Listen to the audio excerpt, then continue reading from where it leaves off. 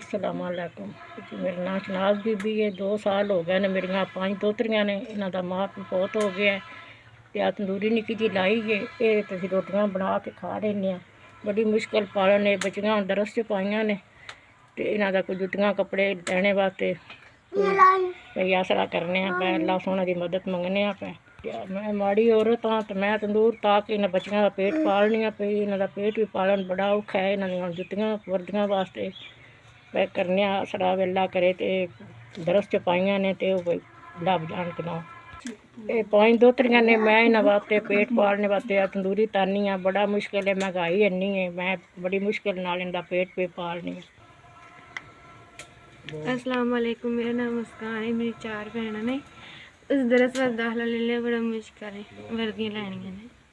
नानी सानू बाड़ी बड़ी मुश्किल। साढ़े मां प्यो फोट हो गया 2 साल हो गए।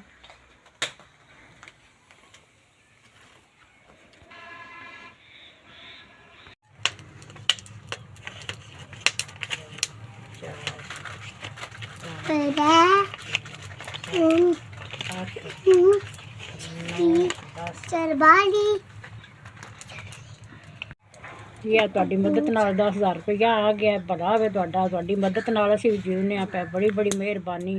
बच्चियां ने इन्हां दे वर्दियां लैनियां, जूते लेने ने, कोई वाह ही नहीं। बड़ी बड़ी तुहाडी मेहरबानी है। इन्हां नूं लैके देने ने दरस पाइयां ने। हुण तुहाडा भला होवे। अल्लाह तुहानूं तंदुरुस्ती दे, सेहत दे। अल्लाह वसदे रवो। तुहाडी मदद नाल ही मैं पे जीउनी हाँ। यतीम दोहतरियां ने तंदूर ताक के मैं करनी हाँ सारा कुछ। भला होवे तुहाडा। तुहानूं अल्लाह तंदुरुस्ती दे, अल्लाह चोखा दे जे। हौसला अफजाई कीती जे। असीं बड़े खुश हाँ। अल्लाह ताला तुहानूं चोखा दे।